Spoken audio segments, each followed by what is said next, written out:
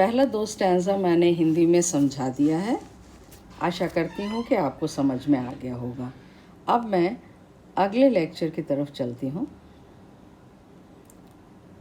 इसके बाद तीसरा है, Who hath his life from rumors freed, whose conscience is his strong retreat, whose state can neither flatterers feed, nor ruin make oppressors great। इसमें देखिए, उसका जीवन अफवाहों से मुक्त रहता है, उसकी अंतरात्मा ही उसका दृढ़ शरण स्थल है, अर्थात वह अपनी आत्मा की आवाज़ के अनुसार कार्य करता है। वह लोगों की चाटुकारिता या चापलूसी से प्रभावित नहीं होता। उसका विनाश दमन करने वालों को महान नहीं बना सकता है। यानी जो सच्चा व्यक्ति होता है, यदि कोई उसका नुकसान भी पहुंचाना चाहे तो वो नुकसान पहुंचा करके कोई बहुत बड़ा तीर नहीं मार पाता है, क्योंकि जो सच्चा व्यक्ति है वो सच्चा ही है और हमेशा सच्चा रहेगा। अगला स्टैंजा है, Who envies none whom chance doth raise, nor wise who never understood how deepest wounds are given with praise, nor rules of state but rules of good। ऐसा व्यक्ति दूसरे किसी ऐसे व्यक्ति से ईर्ष्या नहीं करता जिसने संयोग से प्रगति की हो। वह यह कभी नहीं समझता कि प्रशंसा के घाव कितने गहरे होते हैं, अर्थात झूठी प्रशंसा से वह प्रभावित नहीं होता।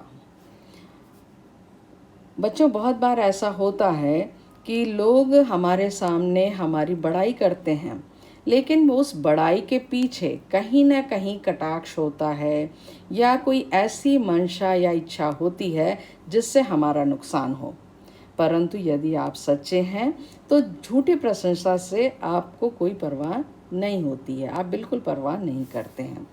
उसे राज्य के नियमों की चिंता नहीं, बल्कि वह अच्छाइयों के नियमों का पालन करता है। Who God doth late and early pray, more of his grace than gifts to lend, who entertains the harmless day with a well-chosen book or friend। बच्चों, एक चीज़ बता दें, यहाँ पहली लाइन में DEATH लिख गया है, ये DOTH है, डथ। ठीक है, इसका है, वह प्रातः तथा शाम को ईश्वर की प्रार्थना करता है उसकी कृपा प्राप्ति के लिए। वह किसी फल प्राप्ति के इच्छा से नहीं करता। यानी जो अच्छा व्यक्ति होता है वह ईश्वर की आराधना या ईश्वर को याद करता है दिन रात किसी प्रकार के फल प्राप्ति के लिए। वह अपना दिन किसी अच्छी पुस्तक के पढ़ने या अच्छे मित्र के साथ बिताता है। This man is free from servile bands of hope to rise or fear to fall, Lord of himself, though not of lands, and having nothing he hath all। ऐसा व्यक्ति गुलामी के बंधनों से मुक्त होता है। उसे ना तो ऊंचा उठने की आशा होती है और ना गिरने का भय रहता है। चाहे वह सांसारिक संपत्ति का स्वामी ना हो, लेकिन वह अपने मन का स्वामी होता है। उसके पास कुछ ना होते हुए भी सब कुछ होता है, अर्थात उसके पास संतोष धन होता है। तो संतोष धन एक इतना बड़ा धन है कि किसी भी व्यक्ति को बहुत अच्छा बना सकता है और जो character of happy life title दिया गया है, तो हैप्पी लाइफ का एक बहुत ही महत्वपूर्ण कैरेक्टर होता है संतोष धन। मुझे आशा है कि बच्चों आपको अब अच्छी तरह से सभी स्टैंजास के एक्सप्लेनेशन हिंदी और इंग्लिश में समझ में आ गए होंगे। अब आपकी बारी है। मैंने आपको बता दिया, अब आपको मेहनत करना है। लिखिए कॉपी में रेफरेंस, कॉन्टेक्स्ट एंड एक्सप्लेनेशन और मेरे पास भेजिए, मैं उसको चेक करूँगी।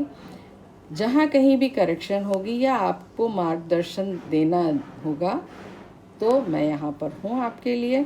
आप बिल्कुल भी चिंता नहीं करिएगा, आपकी पढ़ाई बहुत अच्छी तरह से होगी जैसे विगत वर्षों में होती आई है। इंग्लिश टफ़ सब्जेक्ट है, लेकिन इतना टफ़ नहीं है कि आप उसको अच्छे प्रकार से पढ़ ना सकें। ई लर्निंग के क्लासेस रेगुलर देखिए। आपके पास इसमें एक और अच्छा ऑप्शन है कि आप जितने बार चाहें उतने बार खोल करके उतने बार सुन सकते हैं, देख सकते हैं, पढ़ सकते हैं और घर बैठे कर सकते हैं जब आपकी इच्छा हो तब। तो समय का सदुपयोग करिए। Stay safe at home and be happy.